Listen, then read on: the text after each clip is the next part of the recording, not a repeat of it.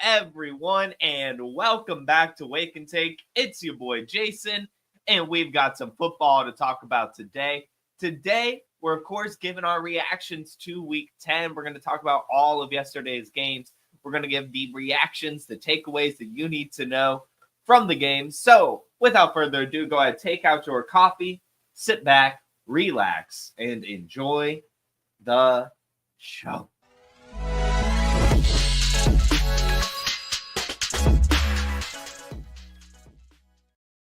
And good morning to everyone.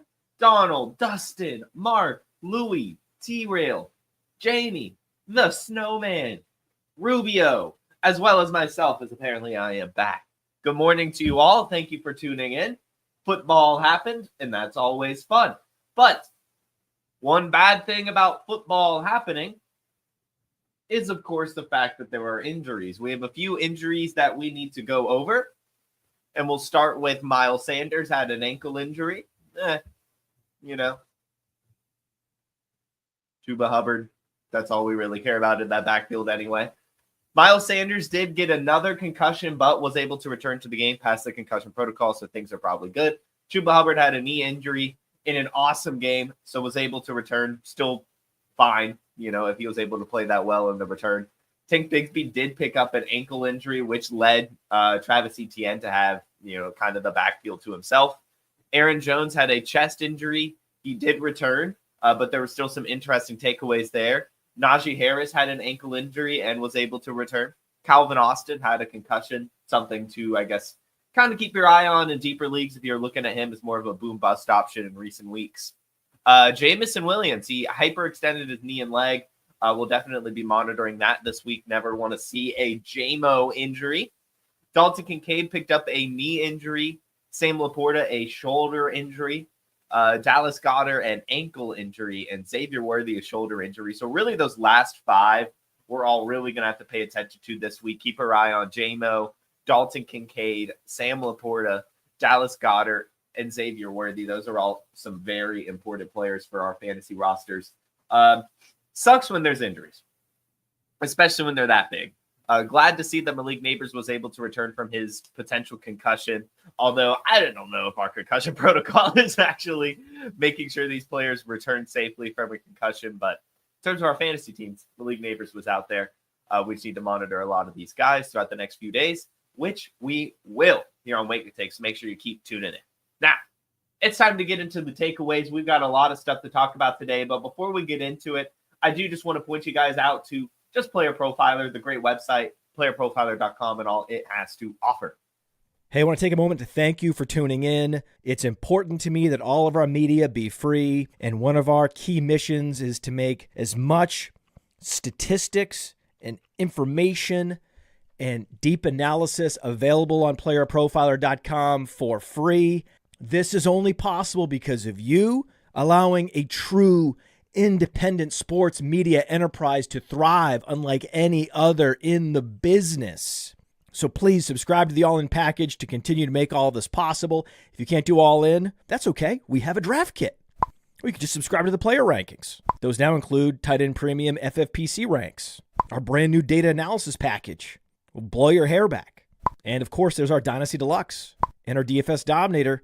Take a moment, check out our premium services to ensure that all of our stats, information, data, content is available to you, especially you, the people that get the site and get the show.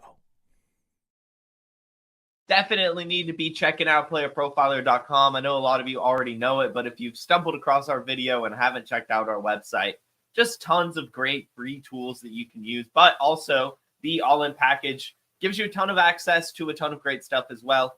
And I do believe we have put our All-In package on sale as we normally do for November. So keep an eye out for that. I believe maybe starting tomorrow, actually, after the games end. So anyway, playerprofiler.com. Make sure you check it out.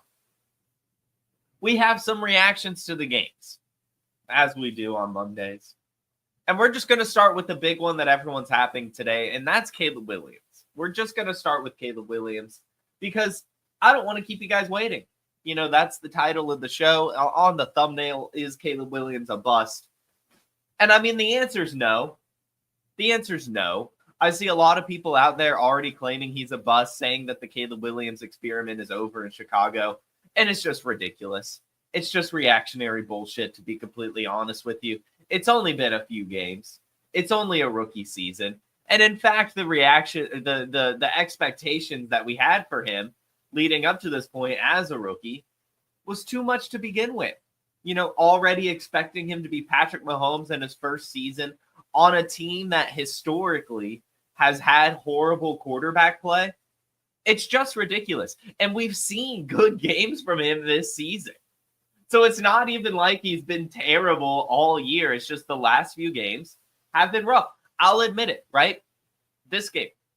In fact, I believe the last 3 games he's had no touchdowns. Yeah, but this game, 120 yards, 50% completions, only 15 rush yards. Leading receiver only 44 yards, really nothing going, held to 3. Losing to the New England Patriots, of course, you hate to see that since Drake May is on the other side, another rookie quarterback, but it isn't a Caleb Williams problem. And even if it is, it's not a big deal because he's a rookie quarterback, and generally rookie quarterbacks need to develop. But I point you to, week 5 against the Panthers, 300 passing yards and 2 touchdowns. The week after that, 4 passing touchdowns and 200 yards against the Jaguars with only 1 interception.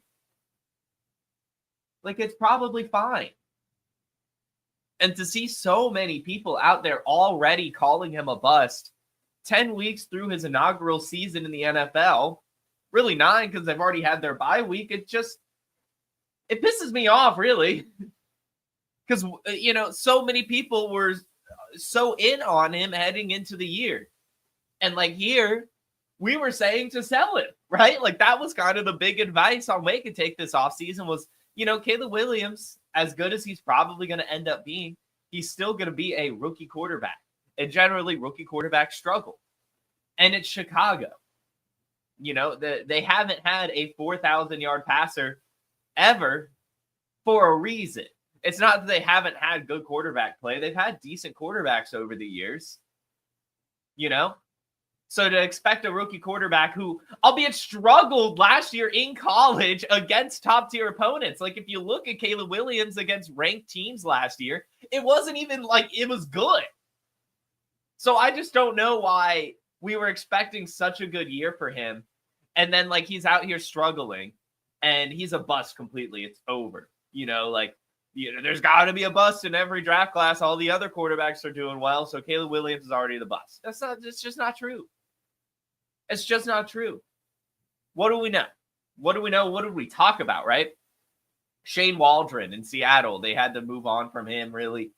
We saw that offense last year just was not good with him at the coordinator, right? So they replaced him. I mean, really, they replaced the whole coaching staff, but they knew that was not a good fit, and we haven't seen success from Shane Waldron before on the offensive side of the ball. So we expected that the offensive side of the ball probably wouldn't end up being that good. We also know that, and I know that it's a bit brave, or not brave, brash to say that Matt Eberflus, we know, isn't a good head coach, but we know that Matt Eberflus isn't a good head coach. Say what you want about him as a defensive coordinator, but what we've seen from him in Chicago is that he's not a good head coach, and he damn sure does not know how to develop quarterbacks. Case in point, Justin Fields. So to expect anything better than an okay rookie season from Caleb Williams was a lot already. So things are going to be fine. If anyone in your league is overreacting, ready to move on from Caleb Williams, buy him, get him. Things are going to be fine. There's no reason to panic. He's not a bust. He's going to be good. He still has shown us good games this season, and he's going to develop over time. They're going to get new coaching staff in. They're going to make the offensive line a little bit better. But just think about the weapons that he's going to have forever. Rome Odunze, his wide receiver, right? DeAndre Swift for the next couple of years out of the backfield, along with Roschon Johnson on the rookie contract. Caleb Williams, on the rookie contract. DJ Moore, they just extended. Cole Kmet, they extended. Things are going to be okay in Chicago. It was just, we just got out over our skis and expectations this year for this team. So things are going to be okay. Buy Caleb Williams while you can. He's not a bust. He's not cooked. It's fine. Caleb Williams is fine. In fact, he's probably going to be pretty damn good. Speaking of pretty damn good already, Drake May, guys. Drake May. It's crazy. Drake May is out there. We talked about it last week, right? Officially, we can crown Drake May as an every week starter. And even in this game, right? 1 touchdown, an interception, only 24 rush yards. He still gets the passing touchdown, and still those 24 rush yards kind of helps out in his fantasy production, and he at least gets you there. Against a tough Chicago defense. Shout out Drake May. And just a quick little round of applause, not only for Drake May, but for Jalen Polk finding the end zone in this game. The May to Polk connection is back. Even if it was not great, 1 reception, 2 yards, and a touchdown for Jalen Polk. But still to see that touchdown, it's pretty sweet. Demario Douglas, a decent game, getting back on track. And Austin Hooper. Whatever, I guess. Hopefully that never happens again. We want those yards back to Hunter Henry. But still, shout out Drake May, getting it done against a tough defense, showing Caleb Williams what it's like to be an NFL quarterback. Moving on, I want to talk about Bryce Young a bit because that was a fun game, right? Going over to Germany. And we knew, right? Bryce Young is a great example for Caleb Williams, actually. Because Bryce Young was awful. Awful. Terrible at this game. In fact, still not that good. But now he's got back-to-back wins. You know, in fact, you can look at his stat sheet the last few games. Not too terrible, right? In this game, 126 pass yards. I mean, that's never great, but still 30 rush yards and a passing touchdown with no turnovers. We'll give a thumbs up to that. Last week, 170 yards and a touchdown. You know, only 1 interception, whatever. Before that, 200 passing yards, 2 touchdowns, and 2 interceptions against a tough Broncos defense. Not too shabby, Bryce Young. You know, maybe it is okay to take a step back, sit, be benched a little bit for Andy Dalton, get a little bit of a mental reset, meet with the coaches, you know, figure things out, and then come back with your confidence to be okay. Now, he still has a lot to grow, right? A lot of room to improve. But still, it's encouraging to see him pick up these couple wins over the last few weeks. I know they're bad teams, right? The Giants, the Saints. But still, for him to do this, we're happy about it, right? I mean, this was a player who was totally broken, literally crying on the sideline, and it made us feel really bad. But to see him pick out this win, I'm just excited. And it's good news for Caleb Williams. Like, it's okay. You know, sometimes situations are just bad. And to Bryce Young's point, we knew last year his situation was going to be bad. Right? Like Frank Reich, not a good quarterback coach. Just really not a good head coach. So to expect a good rookie season for Bryce Young was, you know, probably a bit too much. To expect a good year too, right? With the first year head coach Dave Canales and still a pretty poor offensive line was a bit much, right?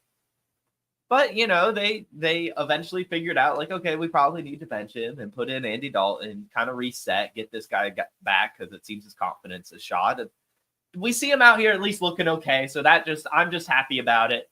You know, I know nothing is too crazy here, not getting a ton of fantasy points, and he may never do that, but he could at least be a serviceable option, and that's good, right? Carolina, you know, we heard all trade deadline. They're not moving him. They're still committed to him. So we know we've still got at least a couple more seasons of Bryce Young, more than likely. And to see him get these couple wins on his resume, that's all we could ask for. So shout out Bryce Young. But also shout out Chuba Hubbard. His first game post-extension, 153 rush yards, 4 receptions, scoring a touchdown. Just killing it. Chuba Hubbard, really, I mean, a savior, really, for at the running back position. What a draft pick he was. End of draft, sometimes waiver wire. You were able to get Chuba Hubbard. I know he is honestly carrying my guillotine team. Picked him up on the waiver wire in a guillotine league. And just awesome. I have no idea what's going to happen with Jonathan Brooks. I really hope you sold Jonathan Brooks. I know that was something we talked about a lot all season, but I really hope you did. I really hope you did. You still might be able to. But I just don't know what room there is for him in this offense, because I don't think you should take the ball away for Chuba Hubbard. I don't know. I mean, we see success from 2 running backs before. We just need it to be a good offense. We need the Panthers offense to get a little bit better. But, man, things are looking okay. It's encouraging. Jalen Coker even. It's pretty cool. Signs of life in Carolina. That's all we can ask for. Pretty cool stuff. Pretty cool stuff. And I got to say, beating the New York Giants, winning that game, and on the inverse, losing that game for New York Giants for Daniel Jones, that might be the final nail in the coffin. I might be a little too early here, but I kind of want to call it. I kind of want to call the final nail in the Daniel Jones coffin. Obviously, I'm not in New York. I'm not sure, there might be something this morning, right, as I'm saying this, that the Giants are saying that Daniel Jones is still their starter. But this is now 5 straight losses for this team.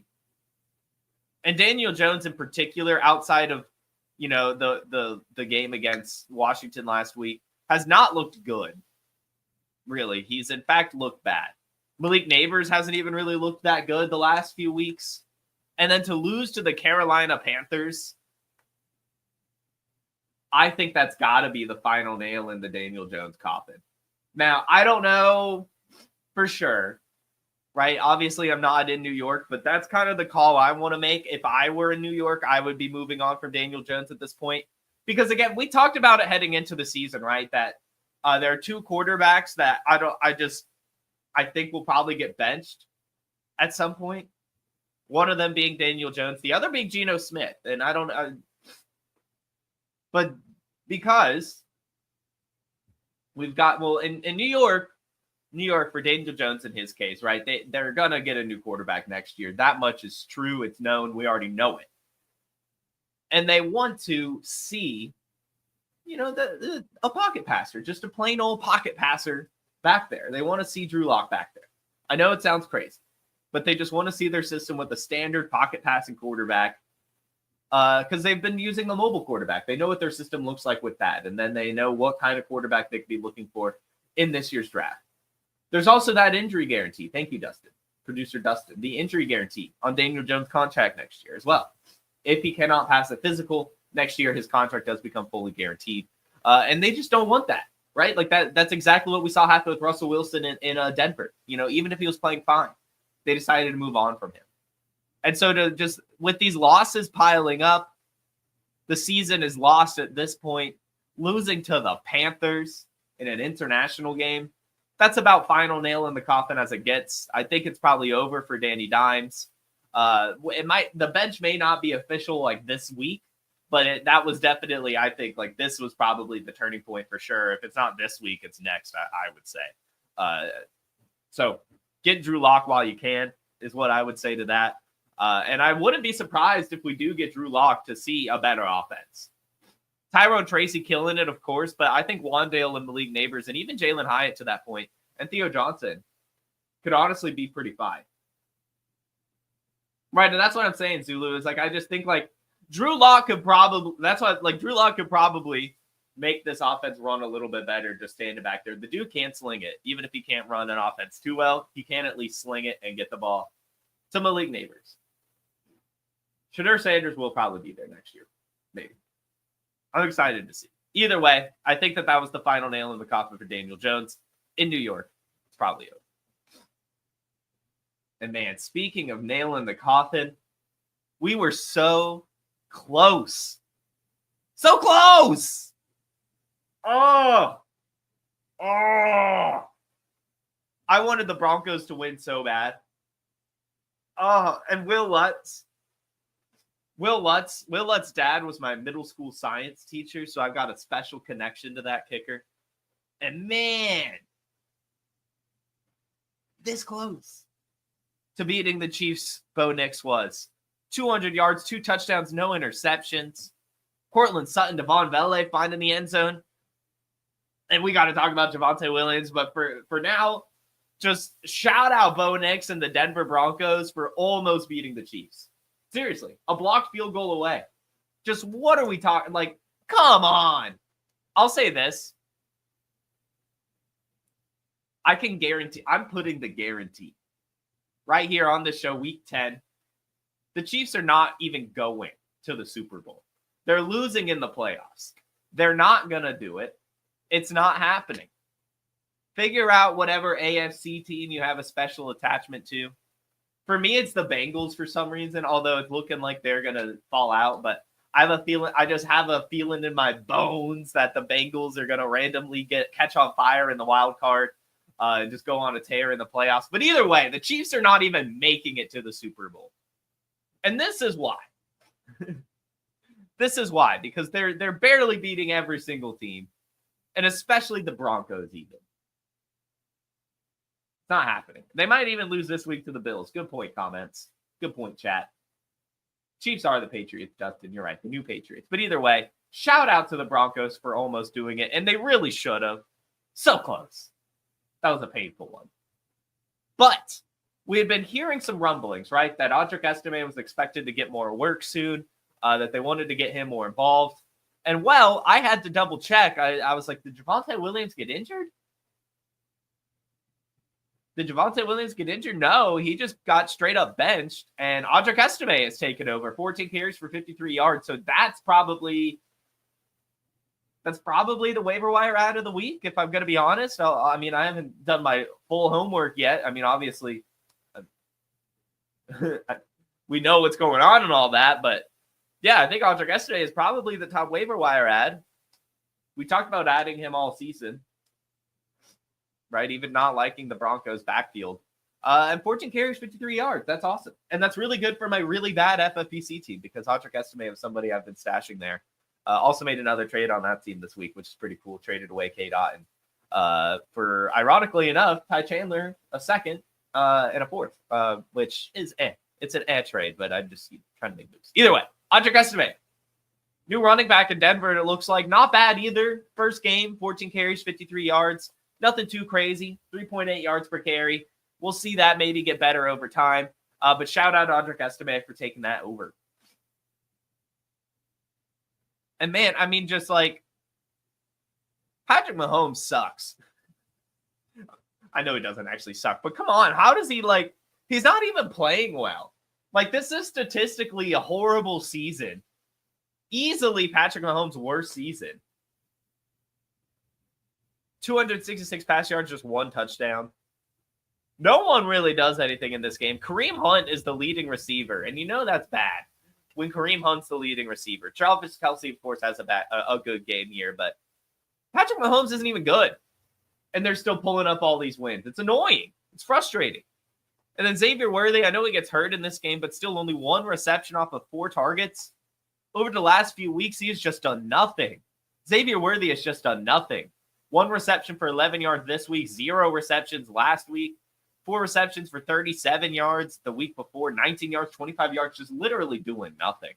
Yeah, the Broncos defense is legit, but still, it's just Patrick Mahomes is sucking and still pulling out these wins. And Xavier Worthy's disappointing, just doing nothing. It's just frustrating. Just a frustrating offense. But I'm glad Travis Kelce's back, right? And DeAndre Hopkins is still kind of getting there. 4 receptions, 56 yards. It's just they should not be 9-0. What is this? Anyway. The next game, as predicted, the Steelers beat the Commanders. Russell Wilson keeping things going, 195 yards and 3 touchdowns. That was our quarterback start, so let's go. Does have the interception, but it's still not too bad. We also finally saw the Jaylen Warren, Najee Harris, true backfield split. Jaylen Warren, 14 carries, 66 yards. Najee Harris, 21 carries, 53 yards and a touchdown. Part of that because of the injury, but also I think we'll probably start to see that a little bit more going forward. Najee Harris had a little bit firmer of a hold on the backfield than he should have. George Pickens gets there. 5 receptions, 91 yards, and a touchdown. But I want to talk about the Mike Williams touchdown because he gets the game-winning touchdown in his debut. Only 1 target, brings it in 32 yards, game-winning touchdown to beat the Commanders. And this is what we talked about last week in selling George Pickens.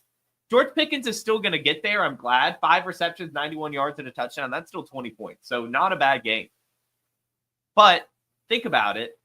Mike Williams only had 1 target, and it was a 32-yard touchdown.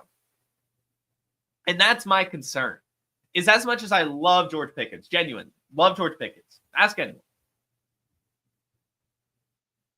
So one target being a 32-yard touchdown, that's 10 points that should go to George Pickens generally, right? Like, he is taking away literal George Pickens specific targets. That's what he's brought in for. They're the same receiver. And so I know that George Pickens is still going to get there, but he has lost some ceiling. And I just want that to be known. So, yeah, he still had a good game. You should still be able to sell George Pickens, I would say. And I mean, I'm not saying like sell low. I still want to get a good haul. But there's just a lot of good receivers in the George Pickens range that I would just be so curious to see what you could get. Because we've seen it now in Mike Williams' first game as a Steeler. He takes away a George Pickens touchdown. And it's like an important one. It's a game winner. That's how you earn trust from your new quarterback. So I think we're going to see more of that. Pickens is awesome. I want a good-ass return. But I just want to make note of that. He's still going to get you there, but he's not going to have like a 30-point game, I assume. And what the hell? Jaden Daniels has a floor. The Commanders put up 27 points, and no of those touchdowns come from Jaden Daniels. 0 passing touchdowns, only 5 rush yards, and no rushing touchdowns. Painful. That might have ended my Scott Fishbowl season. I'm not gonna lie. I needed to win out. My Scott Fishbowl season didn't go well, admittedly. Injuries, weird scoring this year. Shouldn't have picked from the 12 hole. But Jaden Daniels having a floor game out of nowhere is probably going to be the nail in the coffin for that team, because I needed a good game from him. Really, I mean, he's kind of my whole team.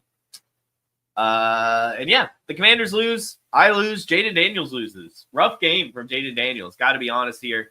But great game from Austin Eckler. Even get the touchdown for Jeremy McNichols, which is pretty cool. And even with Jaden Daniels having a bad game, Terry McLaurin gets there. So that is really, really good news. So even with the Jaden Daniels floor game, everyone else is going to get there. This Commanders offense is still very good. It just sucks to see that the Commanders offense can be very good without Jaden Daniels being very good, which is cool, right? It just means it's a good offense. Like, you should be confident in your Commanders players consistently. I mean, this is also a tough little Steelers defense. So good game from the Steelers. I mean, honestly, a good game from Jaden Daniels. We just needed some touchdowns, right? Like, isn't it crazy? We're talking about a disappointing game from Jaden Daniels with no turnovers, over 200 yards, just no touchdowns. No touchdowns. We need those touchdowns. But yeah, you can be confident in your Commanders. And hey, the Vikings win the weirdest game of the weekend. Should you sell BTJ? That's a good question. Because the Vikings won the weirdest game of the weekend. 12-7. No touchdowns. Just field goal after field goal after field goal. I would be so frustrated if I were the Jacksonville Jaguars. Especially Doug Peterson. Because he's probably fired. But either way, it seems that the Vikings are back, right? The Vikings that we kind of expected them to be with no Kirk Cousins. Sam Darnold being regular Sam Darnold. Sam Darnold is back, baby. 241 yards, 0 touchdowns, and 3 interceptions. That's the Sam Darnold we've been waiting for. Been waiting for that Sam Darnold to appear. I'm very curious to see if he's completely turned back into a pumpkin or if he could turn it back around, because it's not like the Jaguars defense is even that good of one. So it was interesting that it happened, but it is kind of funny it happened against Mac Jones. Either way, Sam Darnold is back. TJ Hawkinson is back. 8 receptions off of 9 targets for 72 yards. And still important to note here that Josh Oliver had 6 targets, 4 receptions, 52 yards. So Josh Oliver is still getting usage with TJ Hawkinson back. Now, I would say that means TJ Hawkinson is still in line for more targets. I don't think that this is something you can rely on. It might be, but I think this is like an Isaiah Likely, Mark Andrews situation, right? Where they were just, easing in Mark Andrews, using the tight end position still by giving Isaiah Likely the ball. I think that's what the Vikings are doing, easing back TJ Hawkinson, letting Josh Oliver get some targets as they let Sam Darnold get used to throwing to the tight end some more. But they want to get TJ Hawkinson more and more targets as he gets acclimated throughout the rest of the season. So I'm going to say still buy TJ Hawkinson. I think he's going to close out the year very, very strong. Yeah, but I still can't believe the Vikings even won this game because the Jaguars are terrible. And I see, should I sell BTJ in the chat? And I'm just going to say no. I think you should probably buy BTJ. I think things will probably be fine. Mac Jones, though, I'm disappointed in. I thought he could play a little bit better. To that point, Trevor Lawrence, really good, I got to say. Everyone's saying Trevor Lawrence is a bust, bad quarterback, blah, blah, blah, blah, blah, blah, blah, blah, blah, blah. This Jaguars offense is just terrible. And to see them play this poorly in their first game without Trevor Lawrence this year kind of proves that, right? Like they kind of need Trevor Lawrence there to even be somewhat competent, which is frustrating, right? They really need to fix that offensive line. And it seems like they need to just new coaching staff probably. But even then, I mean, like you would think, right? They've got a lot of, like you would think they'd be better. Even like at full health, they're just not. But either way, Mac Jones, not good. Just not good. And I'm kind of sad about it. I kind of wanted a little redemption arc for him because his career went, in a very poor way. A very poor way. A sad way. But yeah, 2 interceptions, no touchdowns, getting nothing done. Evan Ingram, thankfully, still 6 receptions for 40 yards. Brian Thomas barely even used 2 receptions for 12 yards, but I think that's just a Mac Jones issue.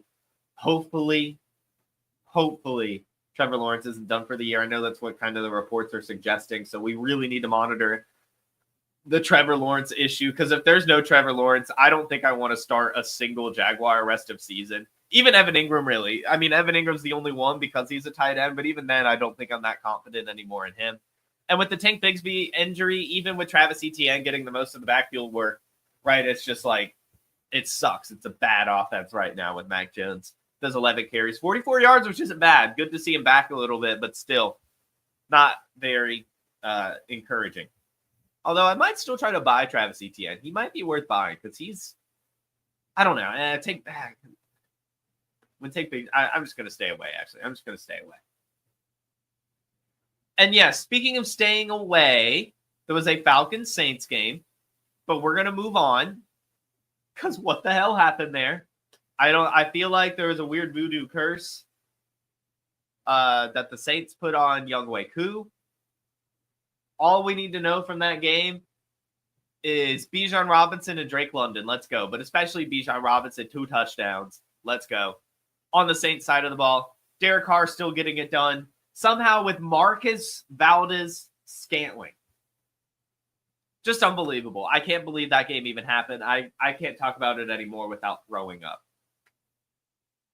MVS? God, MVS is back apparently. But mostly, the game I want to talk about is the 49ers-Buccaneers game. Because, man, I don't want to talk about the Falcons-Saints game. And in the Buccaneers-49ers game, Christian McCaffrey is back. This is unbelievable. We talked about benching Jordan Mason, so I'm thankful that it went this way. But I also feel kind of bad because Christian McCaffrey came back to everything. Everything. 13 carries to Jordan Mason's 1, to Isaac Orendo's 1, and 7 targets. First game back, 13 carries, 6 receptions, over 100 yards. I mean, Christian McCaffrey, ladies and gentlemen, we have to. We have to.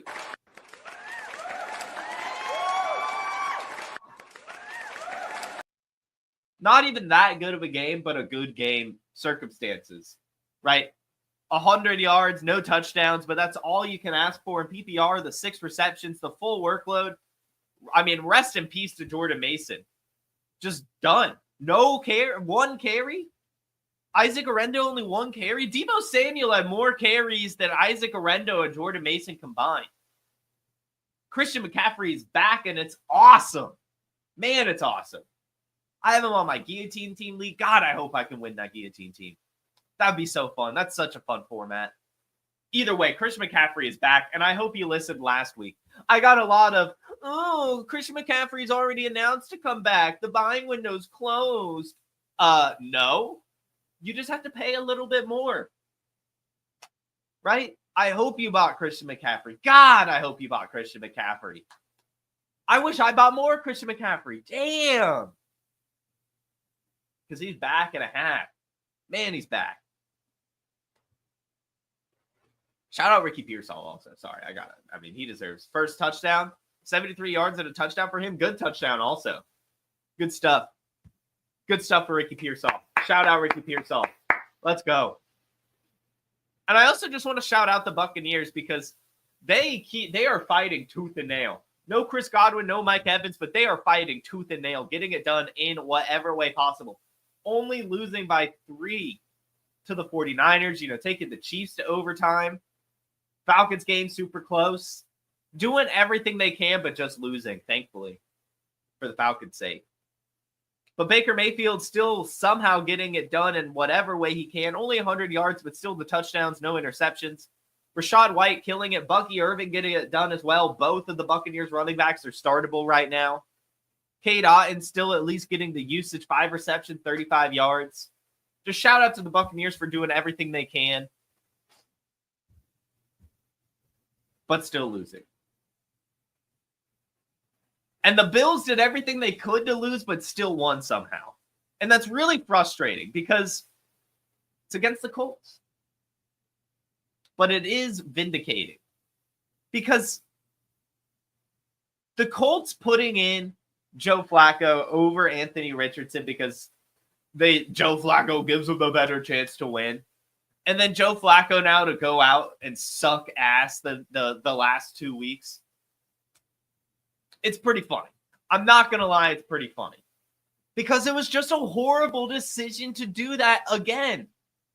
I love that I just get to keep talking about how horrible a decision it was. But I also hate that I get to keep talking about it because we should be talking about Anthony Richardson sucking.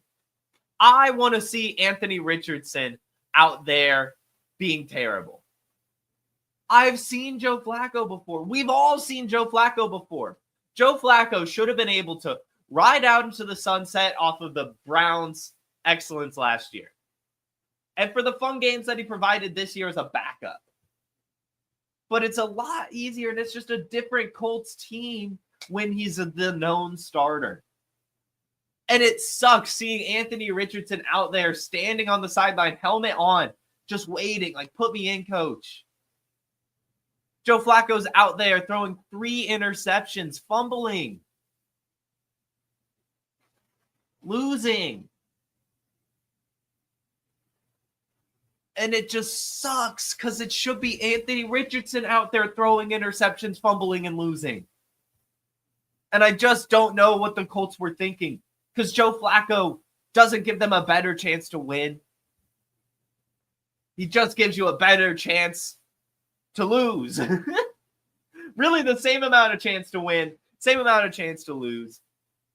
And you don't even really care about winning. You shouldn't care about winning. You want a better draft pick to get a better player to put next to Anthony Richardson. You want a better weapon for Anthony Richardson in the draft next year. Like, just put Anthony Richardson out there. You've made your point to this, Kevo. I get it. Anthony Richardson tapped himself out. They made the point. He's sat, right? It should have just been half, like the half, right? Last week, right? When Joe Flacco was sucking last week for the first half of the game. Just pull the plug. Now, 2 weeks, you definitely made your point. You've made your point too many times now. Put Anthony Richardson back in and let him develop. You drafted him to develop him. And you're not even developing him. It's frustrating. He needs the gameplay. He needs it. And there is some irony that the Bills, the team that went through this with a very similar quarterback to Josh Allen, pull off the win somehow. Sucking.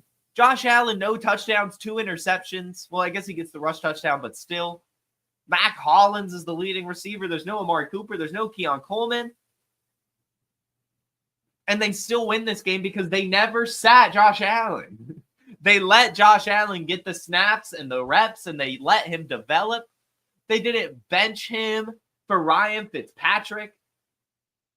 You know, they let him develop, and that's what the Colts should do with Anthony Richardson. So I'm going to be pissed if I hear Joe Flacco is starting again next week. That's all I'm going to say.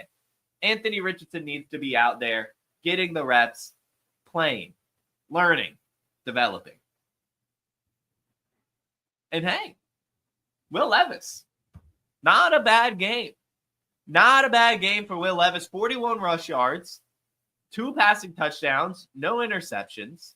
Not bad at all. They lose the game, but not bad at all. Calvin Ridley, 84 yards, 2 touchdowns. Tyjae Spears, Tony Pollard splitting the backfield. Not bad at all. Not bad at all. Shout out Will Levis. And on the Chargers, I mean, hey, Justin Herbert really is here. He's killing it, guys. He really is killing it. Got the passing touchdown, got the rushing touchdown, got the no turnovers. And no one in the receiving game did anything. So it's just cool. Justin Herbert's just killing it. I mean, the leading receiver is Ladd McConkey, who gets 52 yards off 2 receptions. Then 1 reception, Josh Palmer. Will Dissly, 5 receptions for 30 yards. Quentin Johnston, 2 receptions and a touchdown for only 24 yards, though.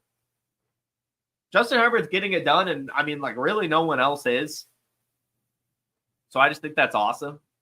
Also, in the backfield, Gus Edwards' first game back, 10 carries for 55 yards. Outproduces J.K. Dobbins somehow. So that's actually pretty concerning. I did not expect Gus Edwards to get this much volume in his first game back. In fact, I'm just going to go ahead and say it. That might be the nail in the coffin to Kamani Vidal this season, at least, right? I don't think we're really going to see any Vidal this season now. I mean, Gus Edwards came back, actually looked pretty decent, and they actually gave Vidal a healthy scratch and let Hassan Haskins come in. And Hassan Haskins actually scored a touchdown, which is even more frustrating. I think that's honestly the nail in the coffin for Kamani Vidal, unfortunately. I think that's over. Which, by the way, my bad FFPC team, I won this week starting Kamani Vidal. I had no other option at the point but that they healthy scratched him. And that's something else because that team sucks. I don't know how it happened. But either way, I'm going to say, let's go Justin Herbert. And I think it's over for Kamani Vidal, unfortunately. As much as I hate to say it. And it's over for the Cowboys. I mean, just Cooper Rush is not good. I hope we see Trey Lance. I mean, this is why we talked about picking up Trey Lance. Like, I don't know. I mean, it's possible we do see him. Now, we did see him, but he came in and sucked. But I mean, like, it's at least more entertaining to put him out there. I don't know. So we'll see. Because Cooper Rush, 45 yards off of 13 completions, nothing. The receivers, nothing. The running backs, nothing. 3 lost fumbles. It was just bad. It was just honestly awful. This Cowboys team is awful. It would at least be kind of fun with Trey Lance back there, even if it would also be awful. So hopefully we see it. I don't know. We'll see. Adam, we'll speculative ad there. We'll see. But, I mean, what can you even do when you're playing Jalen Hurts and Jalen Hurts decides to go crazy? 2 passing touchdowns, 2 rushing touchdowns, just crushed it. He crushed it so much that they got to put in Will Shipley. A.J. Brown, 100 yards. That's awesome. I mean, just a great game from Jalen Hurts. Really all him outside of A.J. Brown, I guess. So shout out Jalen Hurts and rest in peace to the Dallas Cowboys. And also, like, surprise, surprise, right? Rest in peace to the Jets. What did we talk about, right? The Jets are still not good. I don't care that last week they had a good primetime game and randomly looked good against the Texans. The Jets suck. Aaron Rodgers sucks. And so to see them lose in this fashion, it's pretty awesome. 6-31, no touchdowns. Nothing burger from Aaron Rodgers. Even Breece Hall sucked. I mean, I guess not sucked. For Breece Hall, kind of floor game here. Garrett Wilson, floor game. Devontae Adams, floor game. Just the Jets suck, and we knew it. Surprise, surprise, right? Like, come on. We need to start getting excited about this team. They're terrible. So terrible that we got to see Trey Benson, who looked pretty good. 10 carries for 62 yards. Had a couple receptions as well. Not bad. Not anything you can count on. He literally only came in because the Jets suck, but 31 points for the Cardinals. Destroyed the Jets. They kind of got to rest everyone, but Marvin Harrison still got there. Trey McBride still got there. James Conner still got there. Kyler Murray still got there. And even Trey Benson got there. Good stuff. And good stuff from the Lions last night. What a fun game. What a fun game last night. Texans, I feel like, are cursed. Like, they just keep kind of losing in very dramatic fashion. But still, Jared Goff throws 5 interceptions and wins. Kind of out Stetson Bennett's, right? You know, Stetson Bennett had that preseason game this year with the 4 interceptions and still wins the game.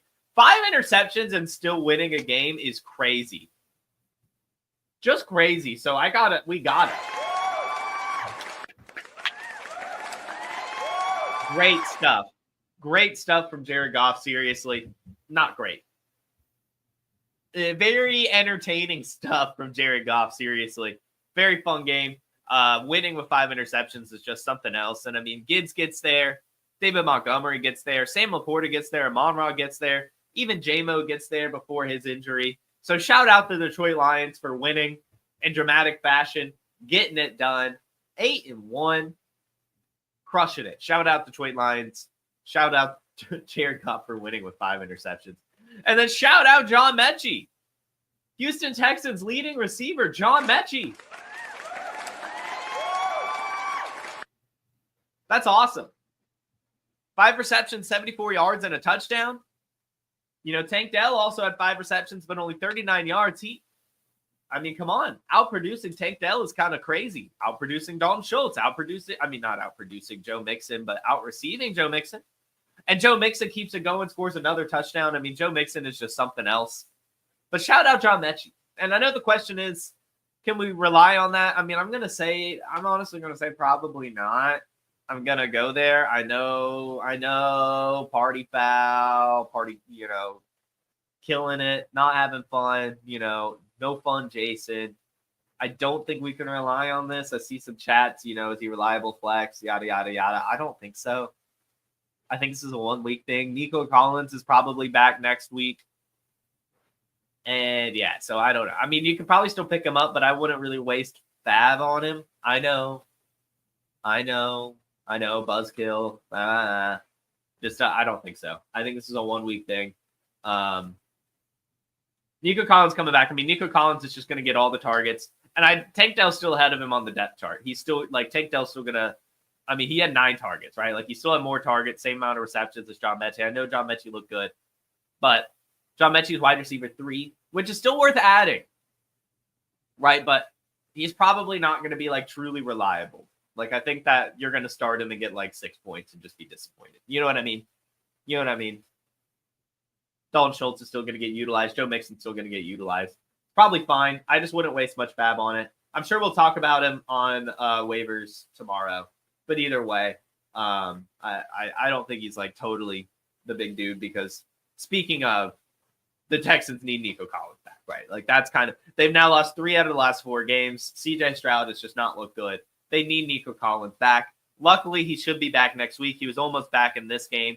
Nico Collins, please come back. The Texans need you. And that will do it, everyone. Thank you so much for tuning in. It's another fun episode of Wake and Take, and you guys were a great audience as always. Make sure you hit that like button and make sure you subscribe, and make sure you tune in tomorrow for some more Wake and Take. We'll be back at 10 a.m. Eastern for some waiver wire discussion. You all have a magnificent Monday and a wonderful rest of your week. Hey. From the Podfather to you, I deeply appreciate you tuning in. And many ask, what can I do? What can I do to help support the hosts, the research they do, the production costs? Go to PlayerProfiler.com, Dynasty Deluxe, World Famous Draft Kit, Rankings, DFS Dominator, and of course, Data Analysis. Subscribe to any one of those, and you support all of us and take Player Profiler to the moon.